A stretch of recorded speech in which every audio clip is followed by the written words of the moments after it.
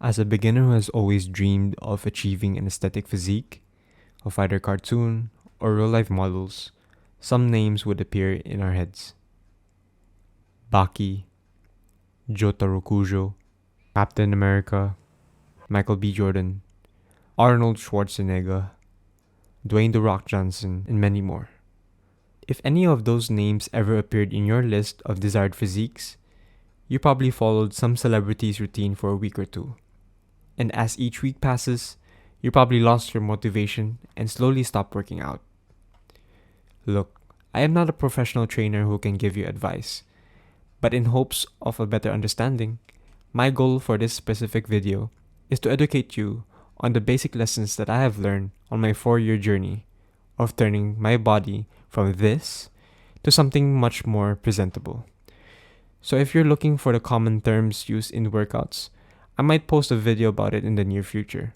In the meantime, you could do your own research if you're ever interested. With that, here's my list of the lessons learned that could help you start and do better in fitness.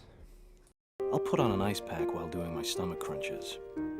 I can do 1,000 now. What the is this piece of I could still remember the countless ab workouts I would do when I was just starting.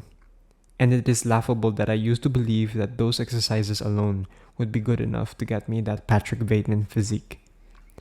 I was wrong for thinking that, and although I tried to stay consistent, the results did not get me anywhere. So, have a workout plan that focuses on every muscle group, whether it be the push, pull, and leg split, or the upper body and lower body split. You should diversify your workouts that targets all groups that wouldn't just only give you a better looking physique, but also help you to physically perform better. Other than the importance of targeting all of your muscles in your whole workout regime, that lesson has also taught me that nothing comes easy, which has led me to respect these actors and athletes even more. And this brings me to The world ain't all sunshine and rainbows. It's a very mean and nasty place, and I don't care how tough you are, it will beat you to your knees and keep you there permanently if you let it.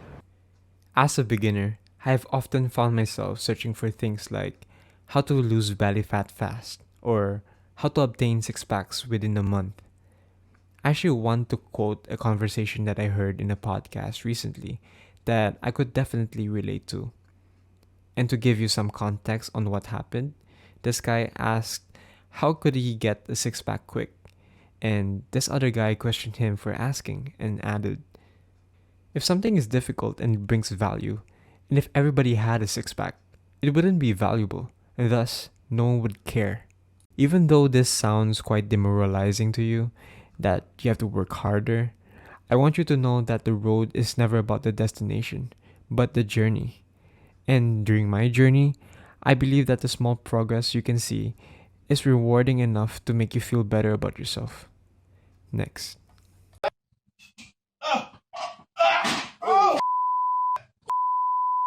I used to believe that as long as I hit a number of repetitions of an exercise would get me the desired shape that I want to be in. However, I realized that I was not doing the exercise with no proper form. And instead of solely using my muscles, I used my momentum just so I could perform a rep. This resulted in a minor injury which decreased my performance on my next workout. So, always remember that whenever you are working out, always pay attention to what your body tells you. And if ever you feel any discomfort in your joints, such as your wrists and shoulders, stop immediately. Whether it is training for strength or endurance, as long as you do your pre and post workout stretches, and that you are only experiencing muscle soreness during the workouts, you are on your way to healthily achieve muscle hypertrophy, which is the increase in muscle mass. On to my next topic. Hey yo! Hey yo! Hey yo, son, man! Yo, what's wrong? Yo, listen, what's wrong with you, bro?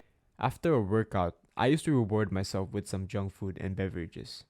And after that, I would continue to sleep really late, even though I have to attend an early lecture the next day. This has led to my constant fatigue, which affected my progress, immunity, and even my mental health negatively. Realistically speaking, I sometimes fall into the trap of committing these mistakes, but with the mindset of avoiding it, I at least now have an attitude when it comes to deciding on what is healthy. Although it is obvious that we should be living healthily, I am also aware that we also have conflicts within ourselves on whether we should live healthily or stick to our old ways. It is then up to us to uncomplicate our journey by doing what is healthy. With the topic of what is healthy, be it rest during our workouts, our nightly sleep, or be it the things that we consume to fulfill our needs, I bring you to my last key point. One particle of unobtainium has a nuclear reaction with a flux capacitor. Carry the two, changing its atomic isotoner into a radioactive spider. You, science!